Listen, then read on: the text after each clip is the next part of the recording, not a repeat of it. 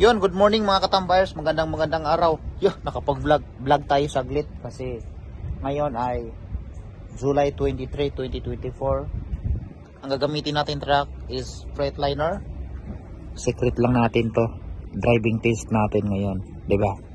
Kinakabahan tayo konti pero huwag tayong magpapahalata sa ating driver, right? Kasi sa ating instructor pala, sorry. Let's go, i-checks lang natin yung sasakyan natin. Ipapakita ko sa inyo. Itong trailer na gagamitin natin is 53 feet. 53. Tapos, model ng sasakyan is 2024. Number niya, 443. Model is 2024. Ano pang inantay natin? Tara, let's go. Check natin. Open the lock. Napaka ayoko mag-English. Gusto ko Bisaya, Tagalog lang. Napaka-uwi, nauuwihan ako pag nag-i-English ako eh. Ang tigas kasi ng dila ko pag nag-English ako. Open the hood, sir. Oh, really? Open the hood. Now, washer fluid is level recommended.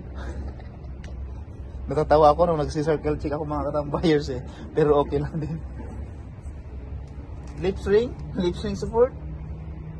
U-bolt. Shock absorber,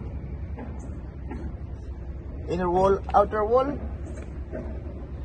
surface of the tire. Tatawa ako pero mahirap na balikan yung ano.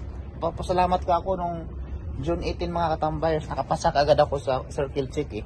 Dalawa kasi yan mga katambayers, driving at saka circle check. No, shout out nga pala doon sa mga nagre-request sa akin doon sa YouTube channel ko na kailan ba daw ako mag-upload. Kaso nga mga katambayers, hindi ako makapag-upload, hindi ako makapag-video, hindi ako makapag-vlog. Kasi nga ang nangyayari, yung kasama kong driver babae. Kaya hindi ako pwedeng mag-video ako gamit yung GoPro ko. Ngayon, ang nangyayari, hindi muna ako nag-upload. Ngayon, pag nakapasa na ako, magkalisensya na ako, pwede na ako mag-vlog, pwede na ako mag-upload. Kasi nga may sariling unit na ako eh. Tara, kabit natin yung trailer hose. Tanggalin.